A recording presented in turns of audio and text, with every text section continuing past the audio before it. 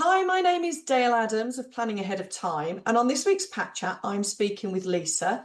Lisa and I met recently at a Woman Who networking event, and we both have a commonality around our grief work. So, Lisa, would you like to introduce yourself and tell us what you do?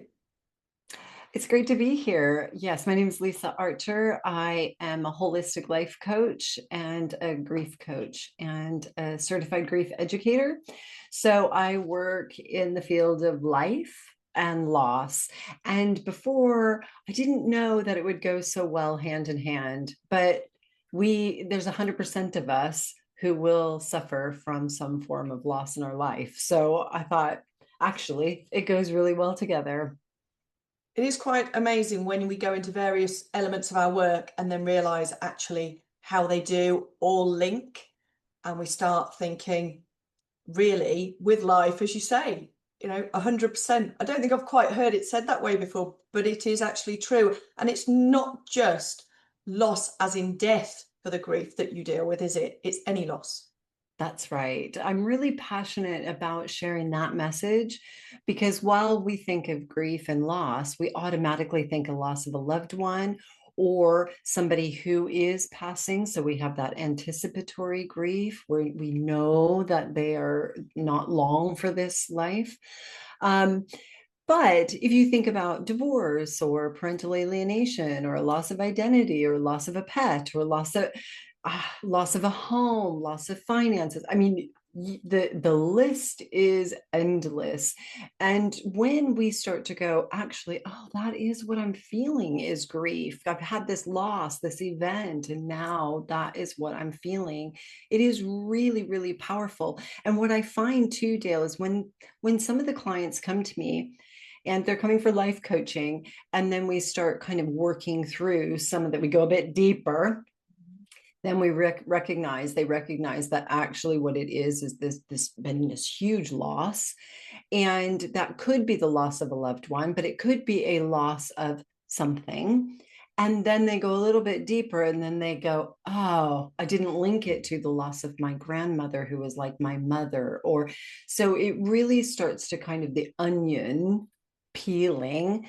And then, there's this organic question that they all have, that I had from my own life experience, was, now what? Now what do I do? And that's then all the modalities and stuff that we talk about, and some of the ways that they can now put in incremental steps to start living a life of passion and purpose, because they feel stuck. I do feel as well, if people don't address the grief in their life, and then there's more, and there's more, and you're going to be able to talk about this in a moment with you having 12 losses in such a short period of time, is then it layers and they just keep layering one on top of the other. And really, like you said, and then you have to sort of go back and unravel the whole thing, don't you? Yes, it is really, compound grief. So it is compounded. There's one loss after another after another.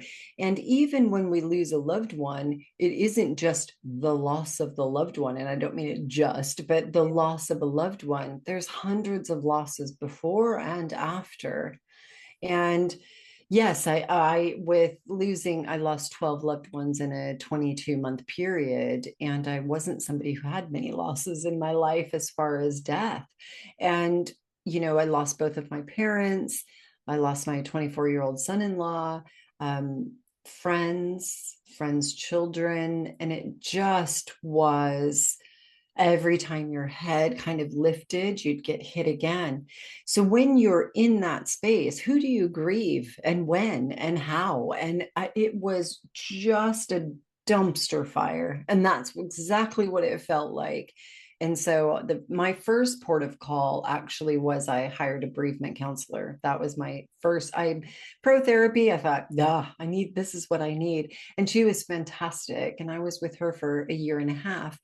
But during that time as well, I saw a medium, who I still every so often see. So I saw, a trusted medium. I did sound baths, breath work, yoga, acupuncture, Reiki, I mean, so I went from, doing a bit of woo to personal development.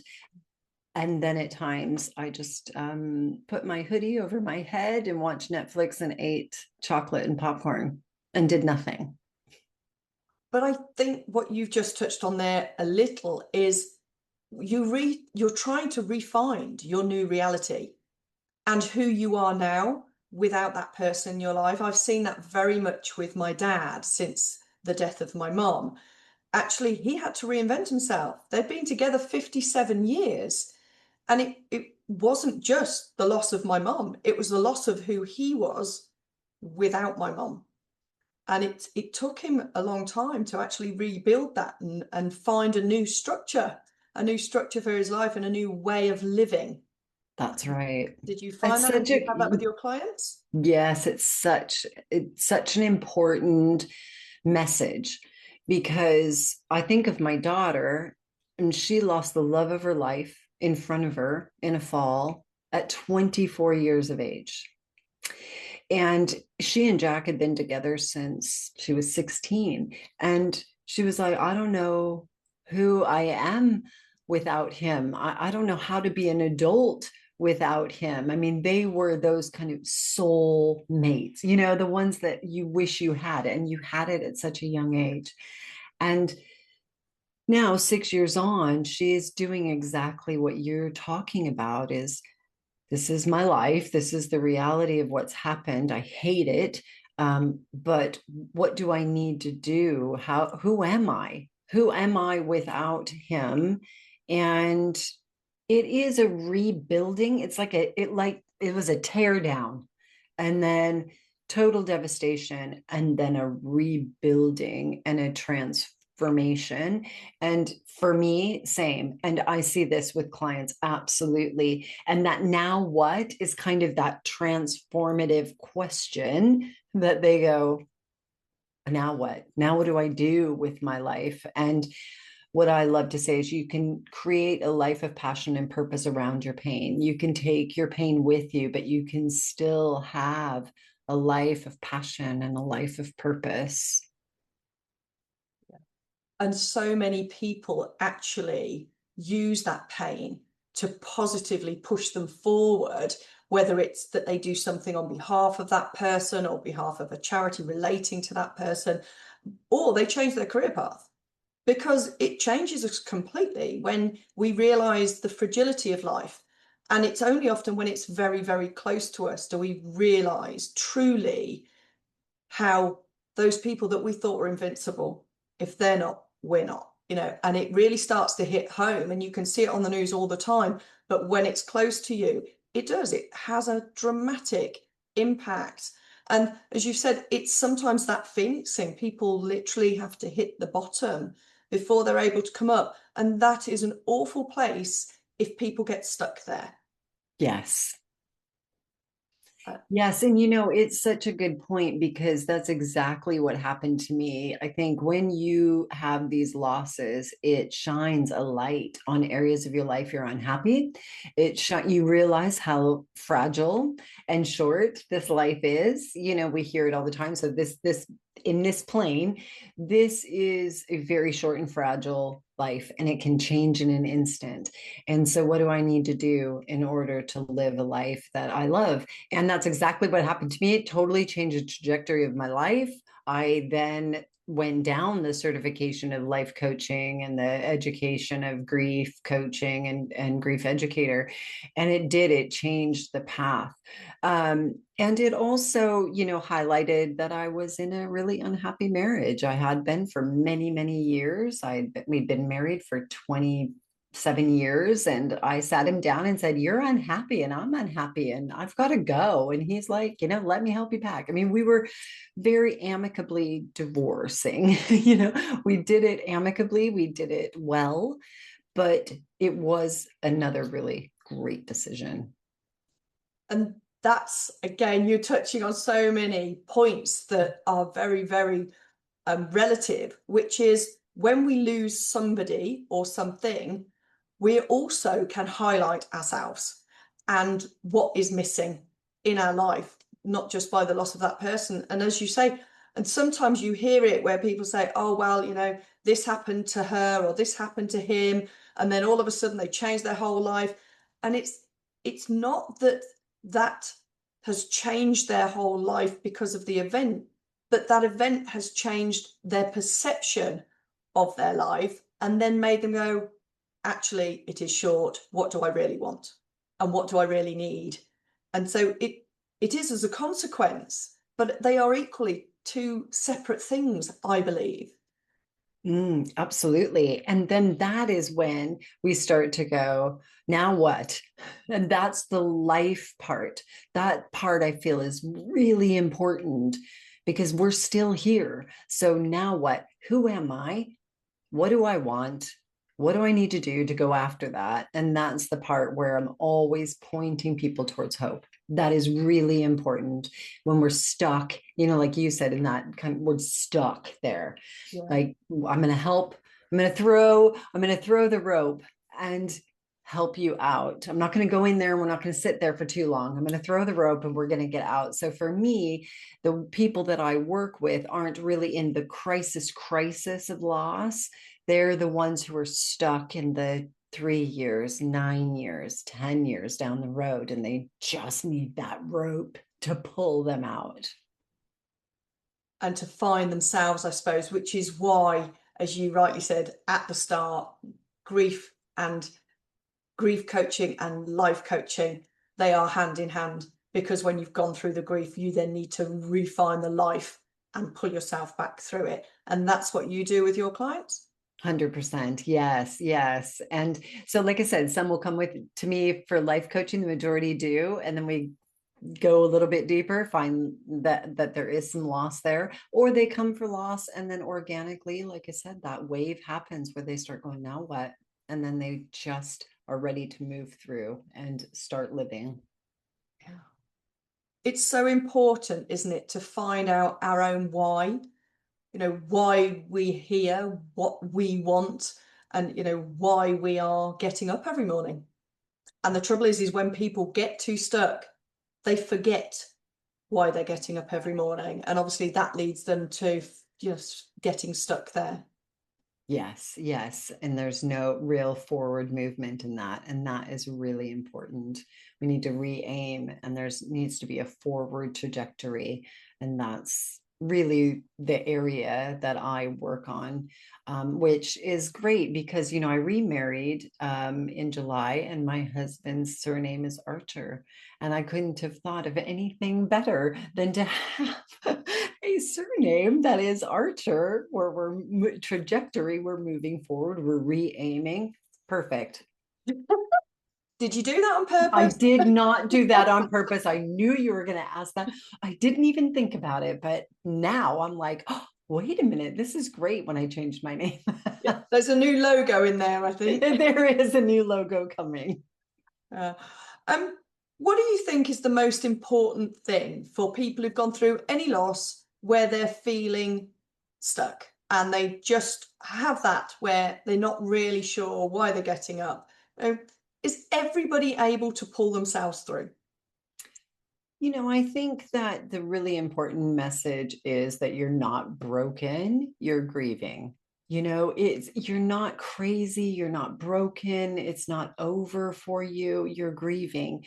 And grief is very lonely. It is a very lonely road because no one can go to that very place that you're at because the relationship is different of the person you've lost. No one can go totally there. But the good news is you don't need to do it alone. So there's people like you, there's people like me, there's my therapist, there's people out there who can support you.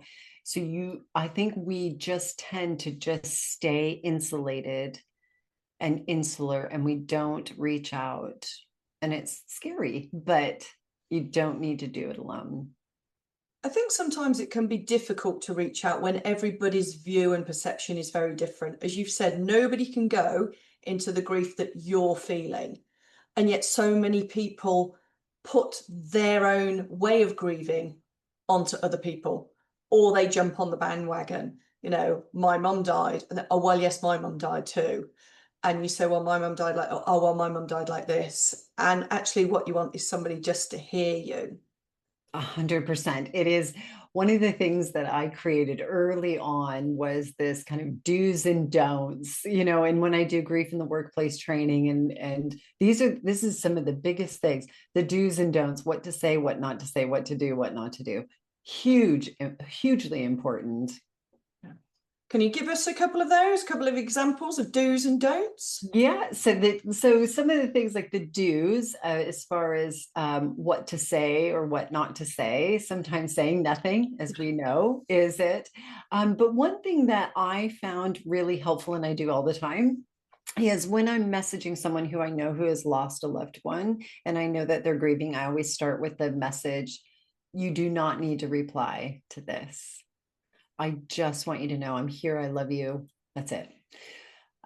Starting out with you do not need to reply takes the pressure off of the person. Hopefully they're getting loads of messages of support, but then they're going to start going, oh, I need to, and there's another burden. Now I need to message everybody and tell them, you don't need to reply. Just know that I'm here. I think And that's a that to me is important. fantastic piece of advice. Yeah, that's lovely. Yeah. Yeah. And don't is exactly that. It is the things you were saying, The other thing that I think is really, really one thing that has been so painful for most people is the people who don't say anything. And I don't mean that don't say anything and sit with them. I mean, they leave. They go across the street because they don't want to talk. So they just disappear because they're so uncomfortable and they don't know what to do. So they leave.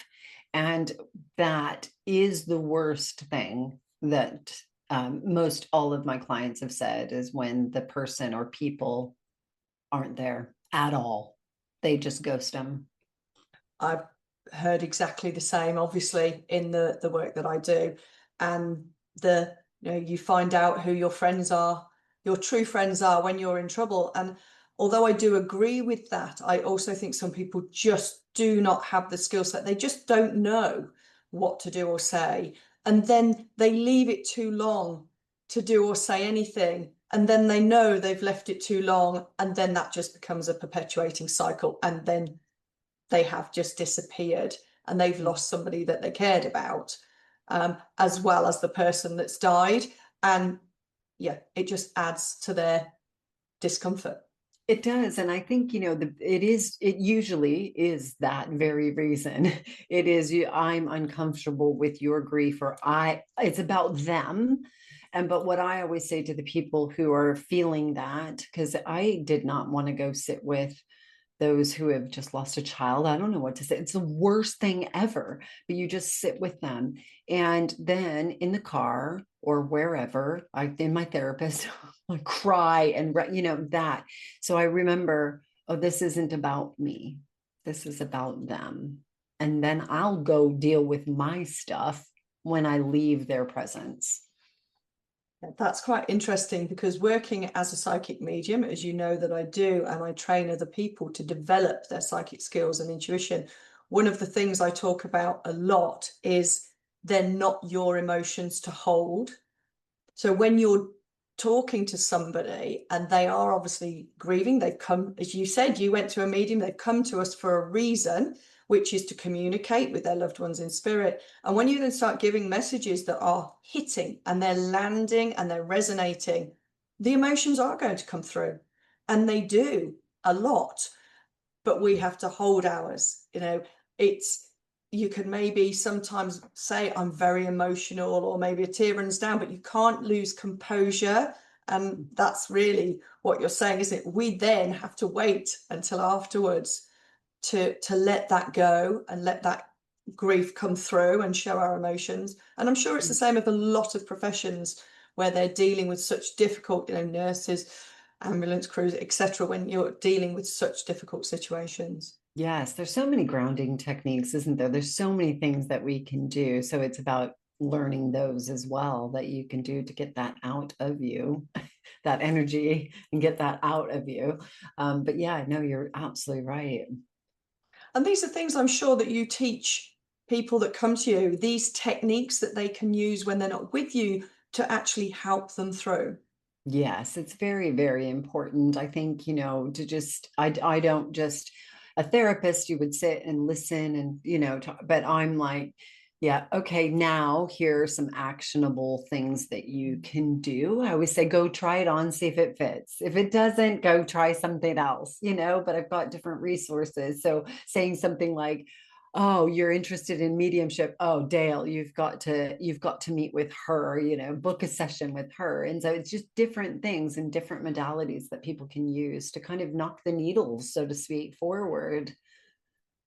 Well, everybody's different in the way they grieve, they're different in the way they perceive life, and therefore they're different in what they need to help them through. And I like the fact that you also sort of look at various ways to help them, because I think that's really important, isn't it? There is not a one size fits all. Not at all. Not at all. And sometimes when you're so deep in grief, brushing your teeth is a difficult process. So to sit there and go, do this, read that book, do that, it's I can't even get out of bed sometimes, So it's important that they have different options, and what works for one person doesn't work for another. I also always feel that when we have our own lived experience, it can help so much with how we relate to clients. And you've obviously had an awful lot of lived experience. Do you find that really sort of allows you to connect more deeply with the clients that you have? I think so. Yes. I don't say, oh, I know what you mean. I know to not use that language, but I think people come to me knowing that I have experienced so much loss and can understand. I think the thing that I battle is some people go, well, I haven't had as much as you. So, and there's that real danger in comparison and we just comparing your grief to others or your loss. Well, mine's not as bad as yours. And as David Kessler, who's my mentor, says, your loss is the worst loss because it is yours. That's the bottom line. Your grief is the worst grief because it's yours. I think that's a lovely note to end on. So if people are interested in contacting you about the life coaching, the grief coaching, just working with you generally, Lisa, how do they do that? The best place really is the website, because that will take them to all the social medias as well. And that is holisticlifecoaching.org.uk. holisticlifecoaching.org.uk. Yes. Perfect. Okay, that's wonderful. Well, thank you very much for having a pat chat with me today. And I look forward to speaking to you more in the future. Thank you.